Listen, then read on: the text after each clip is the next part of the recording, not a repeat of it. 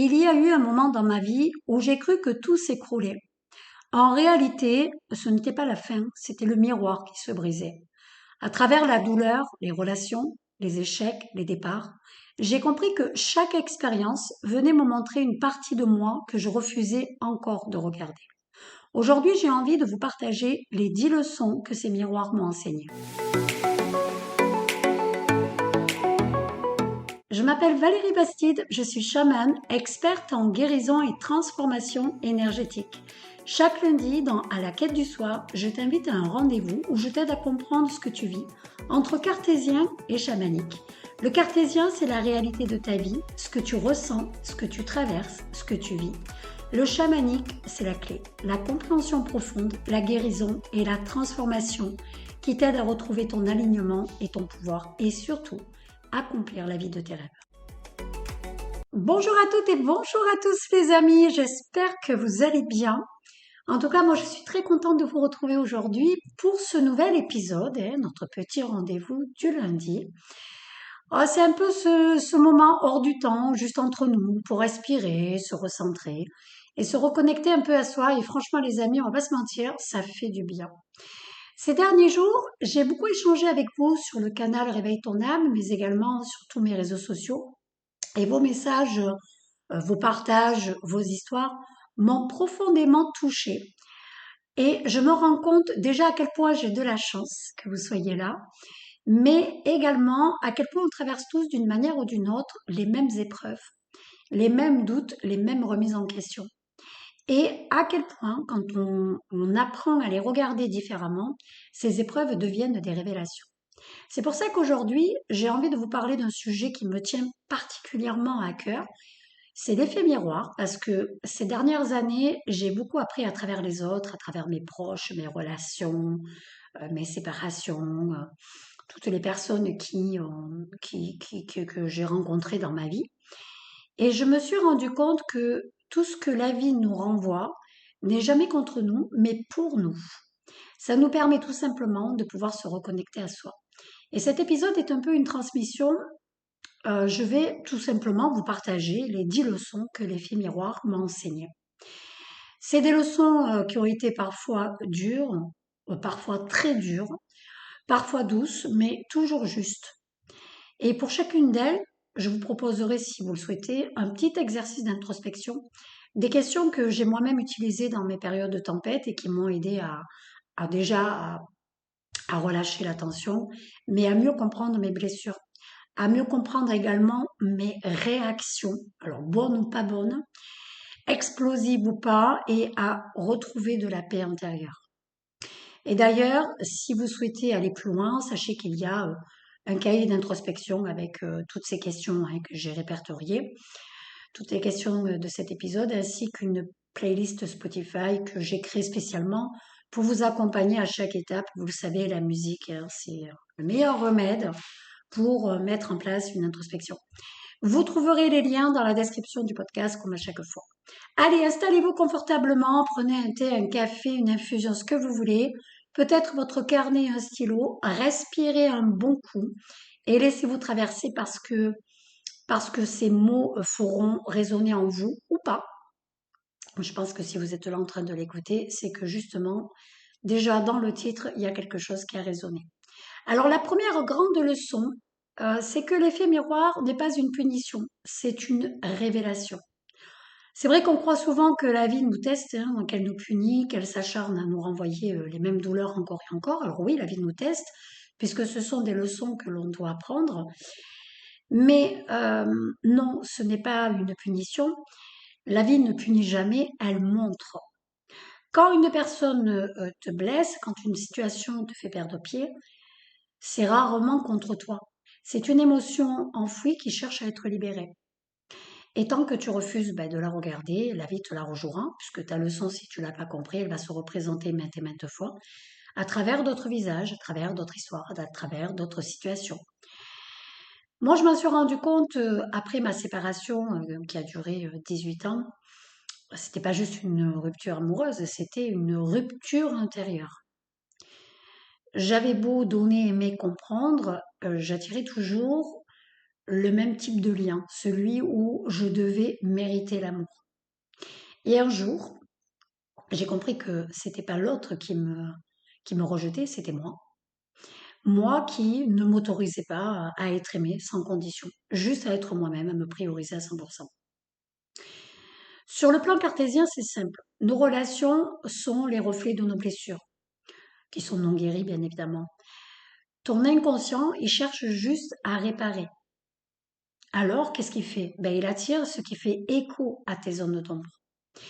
Mais comme tu refuses souvent de voir la racine, parce que ton ego et ton déni t'en empêchent, parce que tu es blessé et que tu n'as pas envie de prendre ta part de responsabilité, eh bien, la vie la projette à l'extérieur pour que tu puisses la reconnaître. Comprends que c'est au travers les situations ou les personnes que tu vas rencontrer que tu vas pouvoir comprendre tes leçons. Sur le plan chamanique, c'est encore plus beau, je dirais. Chaque rencontre, chaque épreuve est une initiation. Rien n'arrive par hasard. Le hasard n'existe pas. Et tu peux le prouver dans ta vie cartésienne chaque seconde. Chaque personne que tu croises, elle te tend juste un miroir pour que tu vois la part de toi, la partie de toi que tu avais oubliée ou que tu n'as jamais voulu expérimenter ou jamais, tu n'as jamais voulu être, hein. Peut-être à cause de ton éducation, de peur, de crainte, mais celle qui te fait souffrir, surtout celle-là. Parce qu'en vérité, elle n'est pas venue te détruire, elle est venue t'apprendre à t'aimer. Alors l'exercice que je te propose, c'est de fermer les yeux. Pense à une personne ou à une situation qui t'a profondément blessé, soit dernièrement, soit il y a quelques mois, soit il y a quelques années. Respire un bon coup et laisse venir les émotions. Et demande-toi, qu'est-ce que cette situation est venue réveiller en moi? Quand est-ce que j'ai ressenti ça pour la dernière fois? Quelle part de moi ai-je voulu cacher ou protéger? Et si cette personne n'était qu'un messager, qu'aurait-elle voulu que je comprenne? Et cinquième question, qu'est-ce que je peux faire aujourd'hui pour me choisir? Prends le temps d'écrire ce qui vient, même si c'est confus, ça n'a aucune importance. C'est souvent dans le chaos que naissent les plus grandes vérités. La deuxième grande leçon, ce que tu critiques chez l'autre parle toujours d'une blessure en toi. C'est toujours une blessure, un archétype que tu n'oses pas exprimer.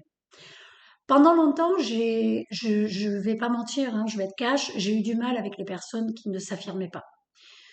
Celles qui se taisaient, qui disaient oui quand elles pensaient non, qui faisaient passer les autres avant elles. Je les regardais avec compassion, mais aussi avec une forme d'agacement. Je me disais, pourquoi tu ne te choisis pas?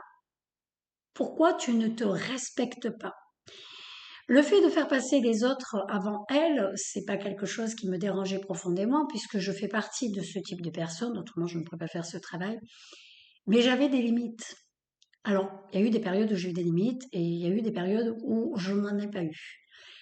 Mais c'est vrai que ces personnes qui disent oui à tout, ces personnes qui vont suivre les autres personnes sans réfléchir, sans en mettant en péril leur propre liberté, c'est vrai que j'avais du mal. Je ne vais pas vous mentir, c'est des choses qui m'irritaient fortement.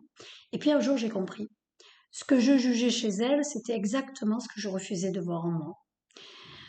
Cette fatigue silencieuse, cette peur de déranger, cette habitude de donner sans compter, elle me montrait ce que moi-même je n'arrivais pas à reconnaître, ma difficulté à poser mes limites. Cartésiennement, le jugement, c'est un mécanisme de défense. En fait, le cerveau préfère pointer du doigt ce qu'il ne veut pas admettre en lui-même. C'est plus simple de dire elle est trop naïve que d'avouer moi aussi j'ai peur d'être rejetée, tu vois.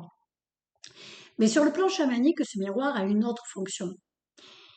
Il tend la main pour que tu réintègres une part de toi que tu as bannie. Parce que ce que tu rejettes chez l'autre, c'est souvent ce que tu dois réapprendre à aimer en toi. Le jour où tu comprends ça, je peux te dire que le monde change de visage. Tu vois plus des ennemis, tu vois des enseignants. Tu vois plus des défauts, tu vois des rappels d'amour. En fait, d'une façon cartésienne, on va être focalisé sur le jugement. D'une façon chamanique, on est détaché du jugement, on est détaché des dires. On est juste concentré sur qu'est-ce que je dois apprendre, qu'est-ce que je dois comprendre. Parce qu'on n'a qu'un but, c'est pas de se dire, bon, je vais passer toute ma vie sur ce jugement parce qu'elle ne m'aime pas, parce qu'on s'en fout en fait. En fait, on s'en fout. On n'en a rien à faire, rien à cirer. Mais simplement, on a juste une envie, c'est d'évoluer et de guérir. Donc forcément, on est juste en introspection. Donc l'exercice d'introspection que je te recommande, la première question c'est qui ou quoi t'agace en ce moment? Deuxième question, qu'est-ce que tu leur reproches exactement? Troisième, et si tu remplaçais elle, il par je dans ta phrase, est-ce que ça te parle? Quatrième question, qu'est-ce que cette situation te montre sur tes besoins non comblés?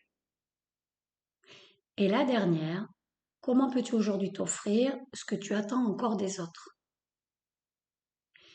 L'effet miroir, les amis, c'est le plus beau des miroirs. Celui qui t'oblige à cesser de te mentir. Et c'est vraiment les plus belles leçons de ta vie. La troisième grande leçon, c'est que tant que tu refuses ton ombre, elle se rejouera dans tes relations. Comprends que ton ombre, c'est tes leçons. Moi, j'ai voulu être forte toute ma vie, hein, forte pour mes enfants, forte pour mes relations, forte dans mes projets, forte pour moi-même aussi, pour me prouver. Je pensais que montrer ma vulnérabilité, c'était perdre le contrôle et c'était un signe de faiblesse. C'est ce que j'ai démontré à mes enfants et c'est la plus grosse erreur que j'ai faite.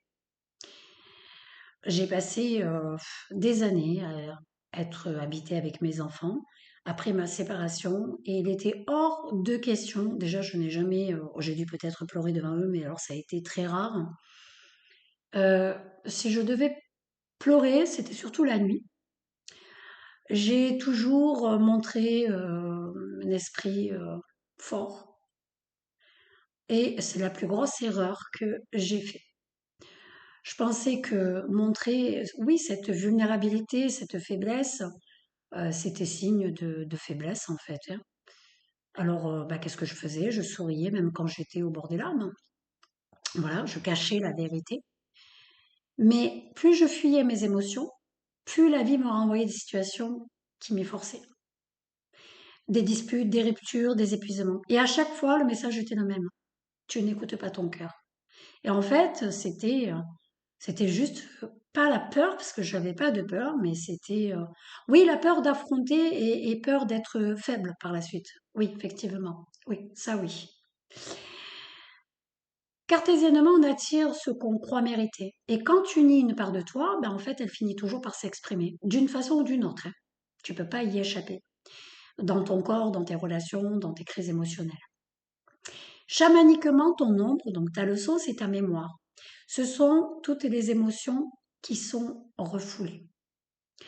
C'est les douleurs qui sont enfuies. C'est les vérités qui sont tuées.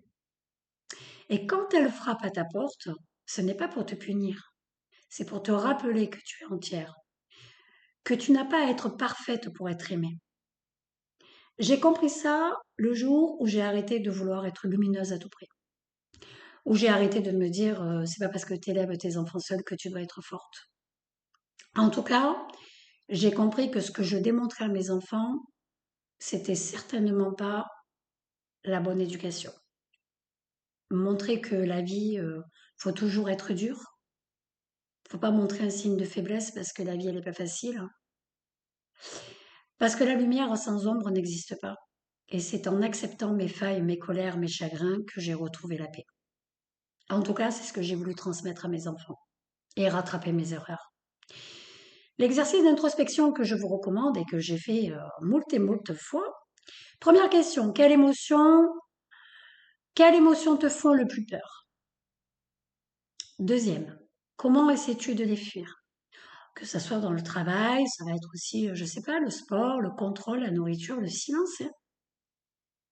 Troisième, que se passerait-il si tu les laissais simplement exister? Parce que le but, c'est qu'elles existent en fait. Quatrième question, quelle part de toi demandes-tu à aimer à travers cette ombre? Et la dernière question, quelle petite action symbolique peux-tu poser aujourd'hui pour lui faire de la place? L'ombre, c'est ton guide intérieur, hein, c'est ton GPS. Si tu la regardes enfin, eh bien, tu verras qu'elle t'a toujours protégé, juste maladroitement. Pourquoi? Parce que tu l'as pas compris. Quatrième leçon, ce que tu refuses de ressentir te poursuit. Alors, un truc débile, mais alors vraiment débile. Pendant longtemps, j'ai eu cette croyance que si je ne pense pas à ça, ça se passera. Comme je vous l'ai dit, c'est complètement débile. Alors, qu'est-ce que je faisais? J'enfouissais, je refoulais, j'étouffais mes émotions avec du travail, et je dirais même avec énormément de travail. Même quand j'étais seule avec mes enfants, avec des responsabilités, avec du contrôle.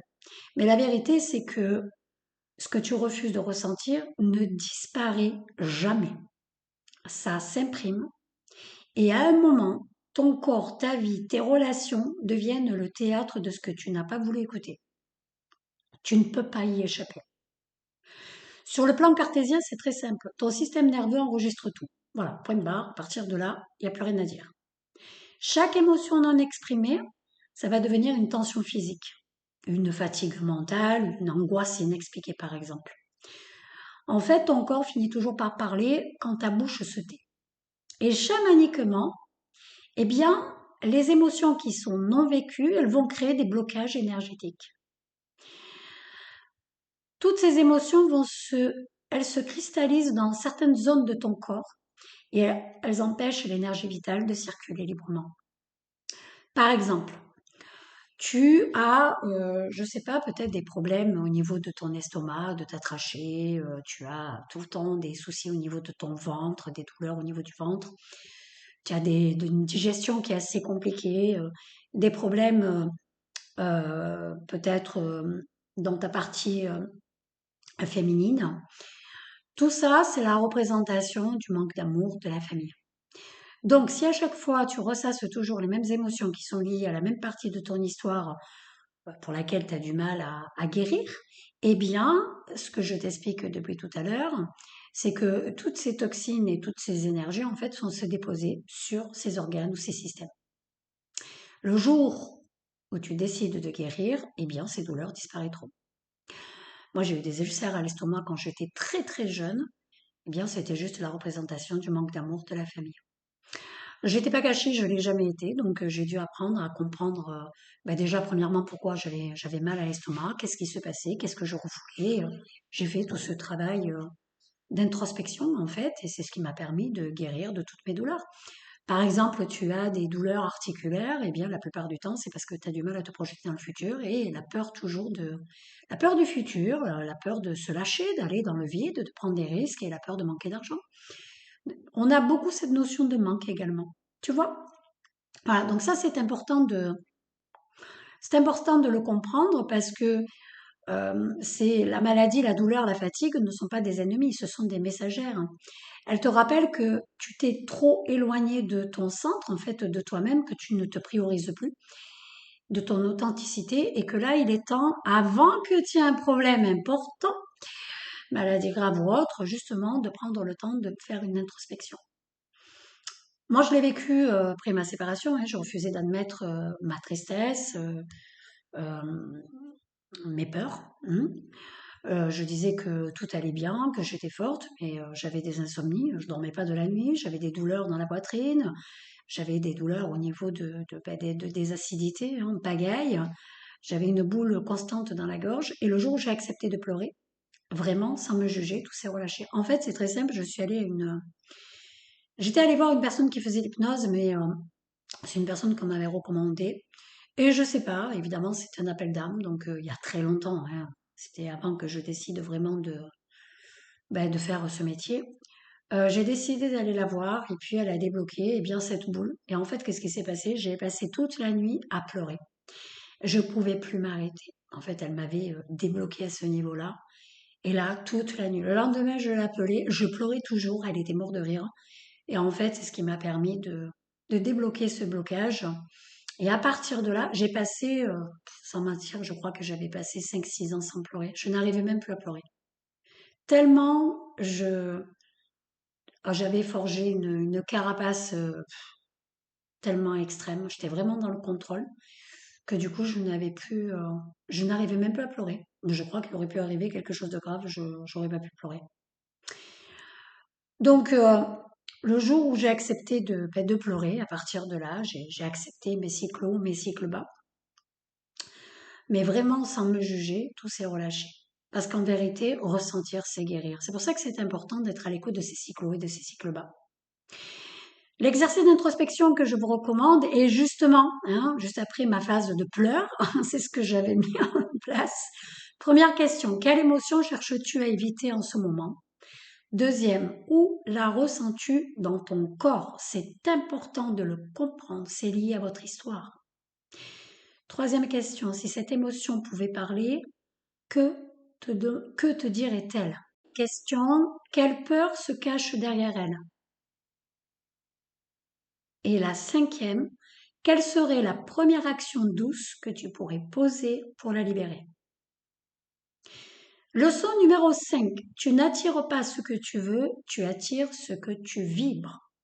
On parle souvent de la loi de l'attraction, mais peu de personnes la comprennent vraiment. Ce que tu vibres à l'intérieur détermine ce que tu vis à l'extérieur. Ce que tu vibres à l'intérieur, si tu génères des émotions négatives, la peur, la crainte, la haine, etc., etc., l'angoisse, eh bien, comprends que tu ne pourras pas attirer à toi la bonne énergie. Donc, l'attraction, il faut comprendre elle fonctionne tant au niveau positif que négatif, les amis. Ce que tu vibres à l'intérieur, donc si tu génères des émotions positives, détermine ce que tu vis à l'extérieur. Donc, tu auras une vie qui te conviendra.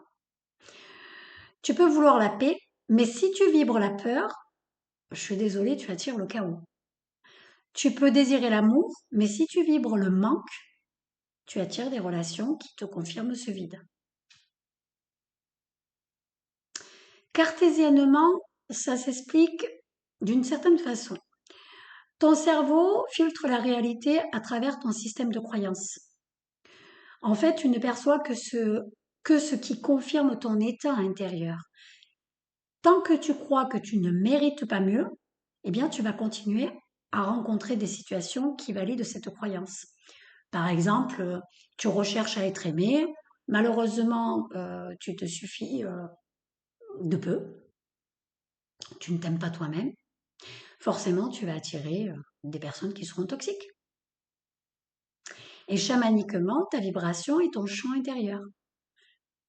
Plus elle est pure, alignée, consciente, plus elle attire à toi les expériences qui te font grandir. Alors, c'est pas magique, puisque la magie, elle est à l'intérieur de vous, les amis. C'est vibratoire. Pose-toi la question, quelle énergie tu génères la plupart du temps? Si elle est positive, tu attires à toi la bonne énergie.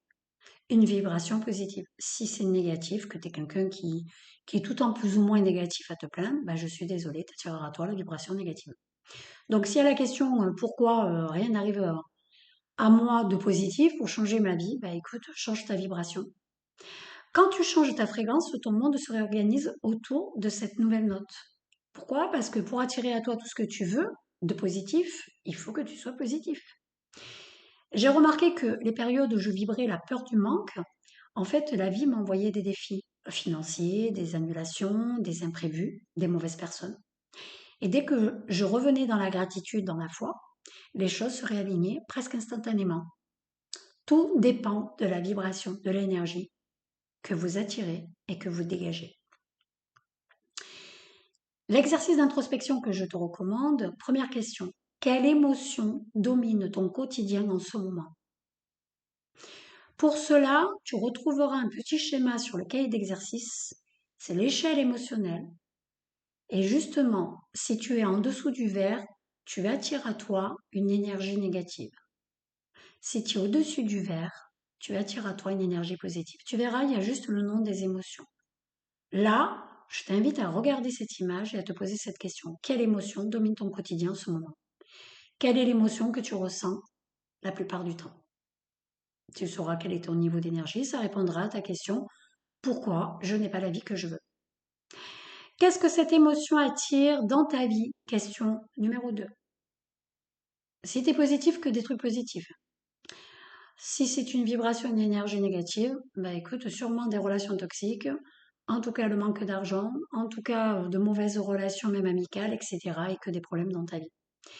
Troisième question, quelles pensées nourrissent tes vibrations? Quelles pensées nourrissent tes vibrations ou cette vibration? Quatrième question, quelle émotion aimerais-tu cultiver à la place? J'allais dire à ta place. Et la dernière, quelle action concrète pourrait t'aider à t'y reconnecter aujourd'hui? C'est important de créer la nouvelle action, les amis. Leçon numéro 6. Le contrôle est une illusion, l'accueil est la guérison. J'ai longtemps cru que tout dépendait de moi, que si je contrôlais chaque détail, chaque personne, chaque situation, finalement rien ne pourrait m'échapper. Mais à force de tout vouloir maîtriser, le problème c'est que je me suis épuisée et je me suis perdue. Le contrôle n'apporte pas la sécurité, il entretient la peur. Et quand on est dans le contrôle, justement, je vous ramène à ce petit schéma de l'échelle émotionnelle, vous êtes en dessous du verre. Cartésiennement, le besoin de contrôle vient souvent d'un traumatisme ancien, d'un moment où tu t'es senti impuissant ou impuissante, trahi, abandonné. Tu crois que, en fait, en prévoyant tout, tu pourras éviter de souffrir à nouveau et justement de ressentir cette émotion, de, de revenir à ce moment-là, tu vois, cet événement qui a été traumatisant pour toi. Mais en fait, la vie, elle n'est pas linéaire, hein. Elle t'invite à lâcher prise et à faire confiance. Donc, chamaniquement, on te dit que le contrôle coupe la connexion à la source. La connexion à la source, c'est la connexion à toi. Parce que quand tu contrôles, tu n'écoutes plus le flux naturel de la vie. Tu ne t'écoutes plus, tu n'écoutes plus ton intuition, tu n'écoutes plus tes besoins, tes envies, tu n'es plus aligné à ton chemin, tu n'es plus aligné à la vie que tu dois avoir. Tu veux forcer le courant alors qu'il t'invite simplement à flotter. Alors oui, je sais que des fois ça nous ramène à des événements ou des situations traumatisantes qu'on a vécues, je sais, je suis bien placée pour le dire. Donc la plupart du temps, qu'est-ce qu'on fait? Bah, on n'a pas envie de replonger dedans et on se dit ça passera, je le mets de côté. Le problème, c'est que vous le savez, tant que c'est mis de côté, vous ne pourrez pas guérir. Et ça reviendra. Et vous attirerez toujours. Vous allez dégager la même énergie par rapport à cette situation, par rapport à cet événement, et vous attirerez toujours le même type de personne. Et quand tu lâches, enfin, quand tu accueilles ce qui est, la magie opère. Donc je sais que c'est inconfortable, mais le jour où vous êtes prêt, tout est une question de timing. Je peux vous dire que vous allez vous libérer très facilement et très rapidement. J'ai vécu ça euh, dans ma vie personnelle, surtout quand j'étais séparée.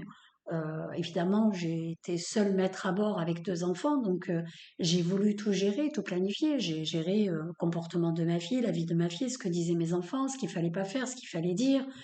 J'étais tellement dans le contrôle, j'avais quand même, ma fille était une adolescente, donc ça n'a pas été une partie de plaisir et de joie pour elle. Avec du recul, bien sûr que je m'en suis voulu. Parce que j'étais dans le contrôle, la peur de pas y arriver. Enfin voilà, mon but était d'apporter une vie resplendissante à mes enfants, en tout cas de belles valeurs. Donc je voulais tout gérer, tout planifier, mais en fait je leur laissais pas de place. Mon fils était plus petit, mais ça l'a impacté aussi, mais ça a plus impacté ma fille. Et plus je forçais, plus tout bloquait. Et le jour où j'ai dit OK, je fais confiance, les choses se sont déroulées d'elles-mêmes. Parce qu'en vérité, ce qu'on lâche nous libère et ce qu'on retient nous enferme. L'exercice d'introspection que je vous propose, première question, qu'essaies-tu de contrôler en ce moment? Deuxième, qu'as-tu peur de perdre si tu lâches? Troisième, que se passerait-il si tu faisais confiance à la vie pendant 24 heures? Ah, ça c'est le plus compliqué. Faites-le. Je vous garantis, si vous dépassez les 24 heures, c'est terminé. Votre nouveau vous est présent. Quatrième question, quelle part de toi cherche à tout maîtriser. Et cinquième question, que veux-tu lui dire avec bienveillance aujourd'hui? Les amis, il ne faut pas oublier qu'on est assez dur avec nous-mêmes.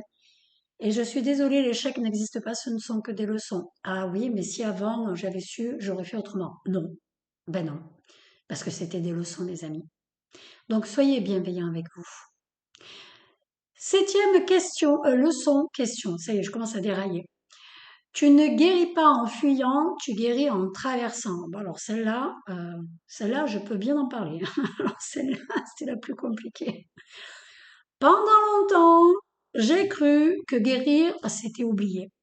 Alors je pense qu'on est nombreux hein, à avoir cette même croyance. Tourner la page, passer à autre chose, ignorer que ce qui faisait mal en fait. Hein. En fait, on le met de côté, on se dit allez, j'avance et c'est bon, ça va passer.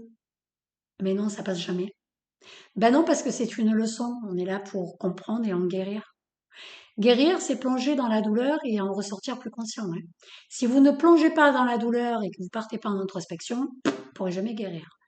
La leçon vous laissera un petit peu tranquille, mais quoi qu'il en soit, elle ne vous lâchera pas. Elle reviendra. Ce n'est pas contourner le feu, c'est le traverser. Cartésiennement, le cerveau, il cherche naturellement à éviter la souffrance. Pourquoi? Parce qu'il vous met en sécurité, ce qui est tout à fait normal, c'est son but. Mais l'évitement entretient le trauma, les amis. Ce que tu fuis te contrôle et ce que tu regardes t'enseigne. Ne l'oubliez jamais. Chamaniquement, chaque douleur est une initiation. Plus tu la traverses en conscience, plus tu te rapproches de ton essence, de toi-même, de tes besoins, de ce que tu as envie, de ton chemin, de ta liberté en fait, de te prioriser à 3000%.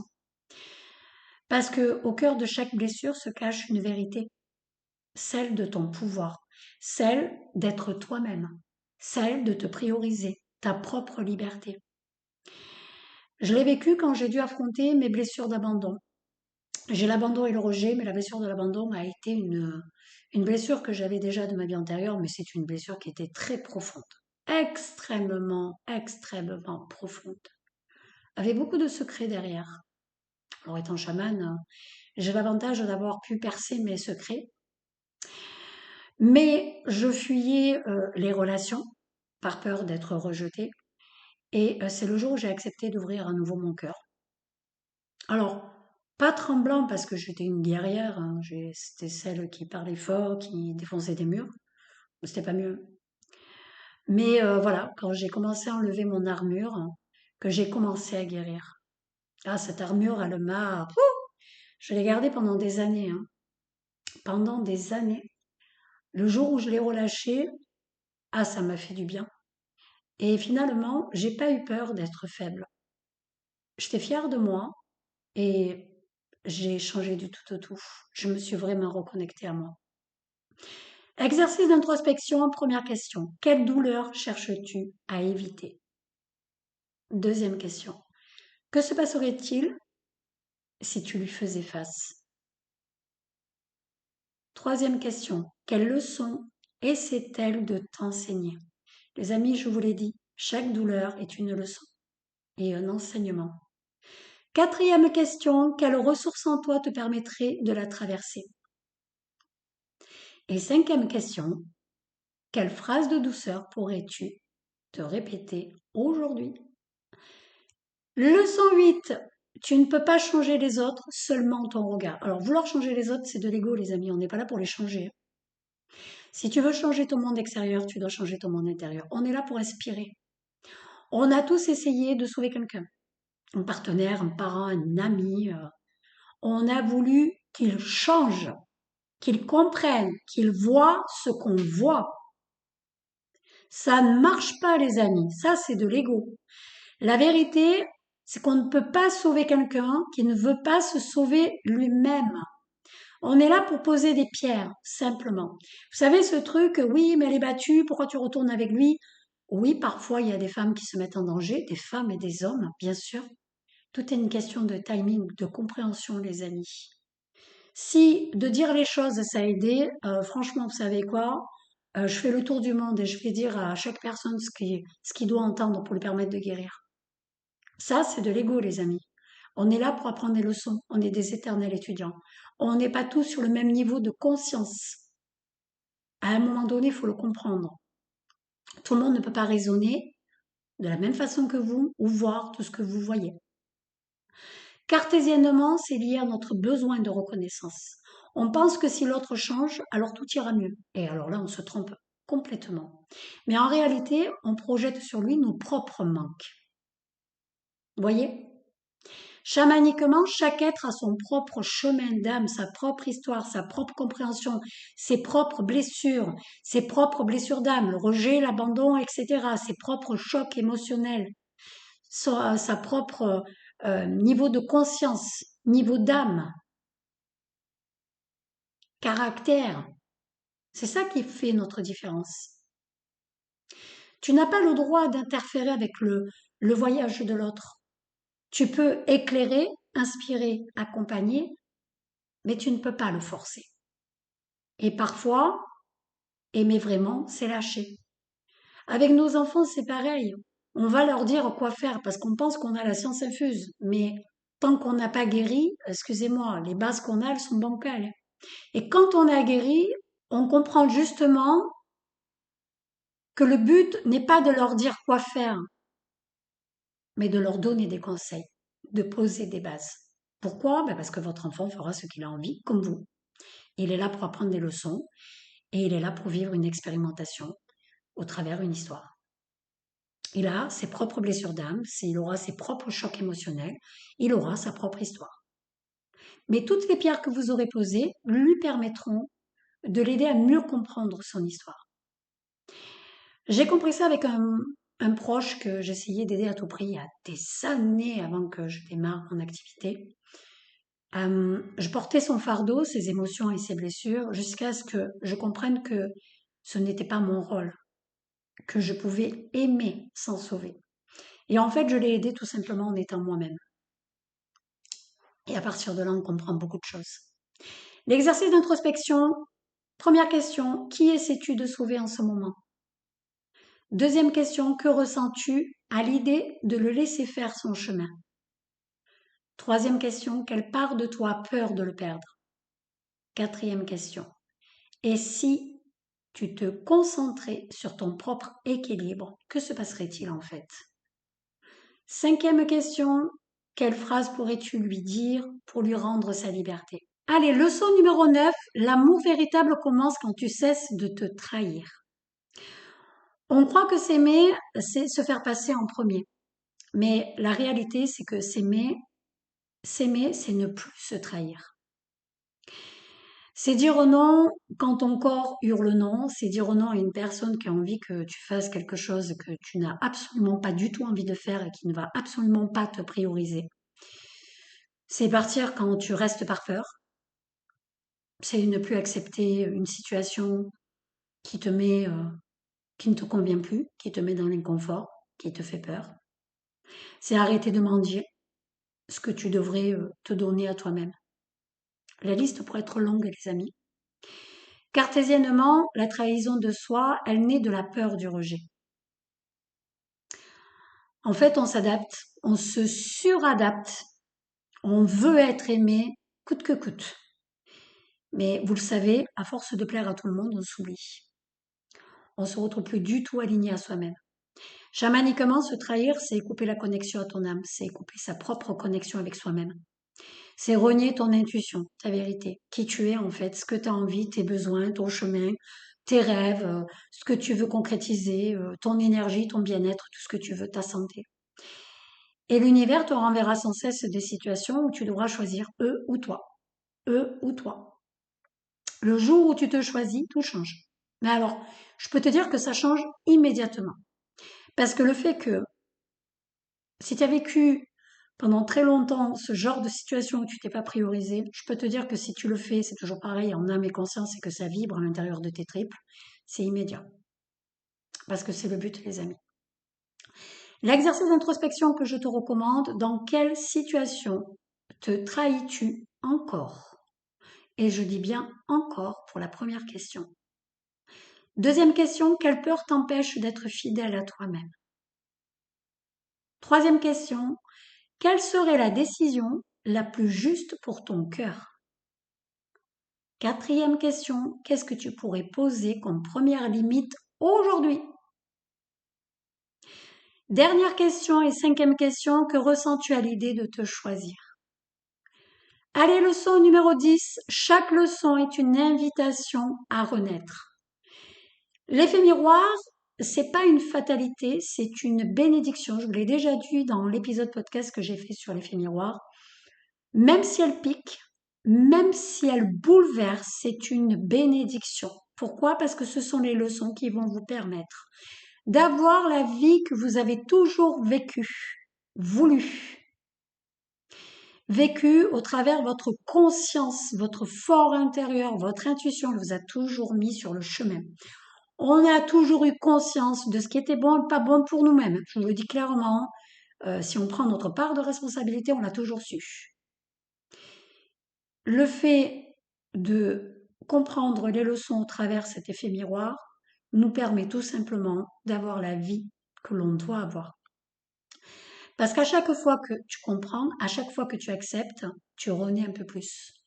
En fait, chaque leçon que tu vas comprendre et chaque leçon sur lesquelles tu vas guérir, eh bien, va t'amener à la vie que tu as envie, celle où tu te priorises, où tu t'aimes les autres et que là, tu as l'abondance dans tous les domaines de ta vie, tous les voyants sont dans le vert. Tu redeviens entier, tu redeviens toi-même, tout simplement. Cartésiennement, cette prise de conscience, elle transforme tes schémas neuronaux. Tu ne réagis plus de la même façon, tu crées un nouvel espace intérieur. En fait, tu passes du mode subir au mode choisir. Chamaniquement, chaque miroir est une porte vers ton essence, vers toi-même. Et la vie, elle t'enverra les mêmes miroirs tant que tu n'auras pas ouvert la porte. Tant que tu l'ouvriras pas, tant que tu n'y partiras pas en introspection, la vie te la représentera maintes et maintes fois. Mais une fois que tu le fais, la paix s'installe, c'est immédiat. Évidemment, il faut que tu aies cette envie viscérale de faire cette introspection. Si tu l'as pas, ça marche pas, hein. La magie, elle est à l'intérieur de nous. Justement, cet effet de magie, c'est le fait de vibrer les choses, de ressentir au plus profond de tes triples. Je crois profondément que l'effet miroir est un guide vers soi. Et qu'en apprenant à l'accueillir, eh bien, tu te réappropries ton pouvoir, ta liberté et ton amour. En tout cas, je suis la preuve concrète. L'exercice d'introspection finale, mon Dieu, ça y est, on a fini les amis, il a duré un peu plus longtemps cet épisode, il est temps parce que je n'ai plus de voix. Première question, quelle est la plus grande leçon que la vie t'a apprise récemment?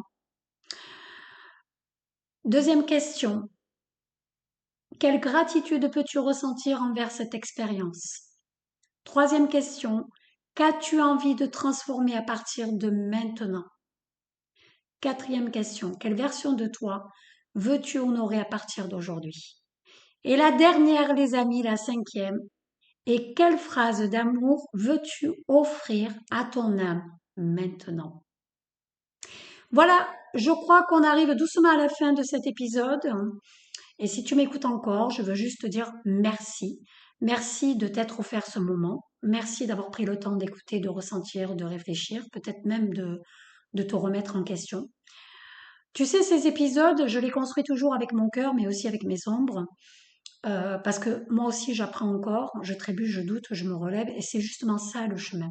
Et moi, je l'accepte, je l'ai toujours accepté. La vie est un jeu, la vie est une histoire, et je trouve qu'elle est magique. L'effet miroir, c'est un voyage, c'est un retour vers soi. Alors parfois brutal, hein, souvent inconfortable, mais toujours libérateur. Si tu traverses une période difficile en ce moment, eh bien, j'ai juste envie que tu te rappelles que c'est pas un hasard. C'est ton âme qui te montre qu'il est temps de comprendre, ce qu'il est temps d'aimer, ce qu'il est temps de guérir. Rien ne t'arrive contre toi. Tout arrive pour toi. Je sais que parfois on a juste envie que la douleur s'arrête. On veut la paix, on veut comprendre. Mais souvent la paix, elle naît après la tempête, les amis. Et plus tu accueilles ce que la vie te montre, plus tu t'élèves. Alors si cet épisode a résonné en toi, prends un instant pour toi, respire, ferme les yeux et demande-toi qu'est-ce que la vie essaie de me dire à travers ce que je vis aujourd'hui. Et pour aller plus loin dans cette introspection, je t'ai préparé, je te l'ai dit, un cahier d'exercice en lien direct avec cet épisode. Tu y retrouveras toutes les questions que je t'ai proposées là tout le long de ces exercices, des espaces pour écrire, pour déposer, pour libérer. Quoi qu'il en soit, c'est toujours bénéfique pour toi.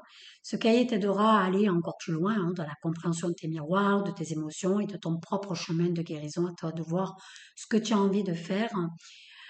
Et puis, si tu veux vivre ce moment de manière encore plus immersive, tu peux aussi écouter la playlist Effet Miroir Introspection sur toutes les plateformes. Une playlist en 3 étapes pour t'accompagner, la descente à l'intérieur de soi, la traversée des émotions et enfin la renaissance. Tu retrouveras tous les liens dans la description de l'épisode. Et je veux aussi te rappeler que tu n'es pas seul dans ce cheminement. Tu peux rejoindre le canal Réveille ton âme sur WhatsApp où tous les jours je partage des messages, des réflexions, des rituels, des inspirations exclusives pour t'aider à avancer, à te reconnecter, à t'aimer plus fort.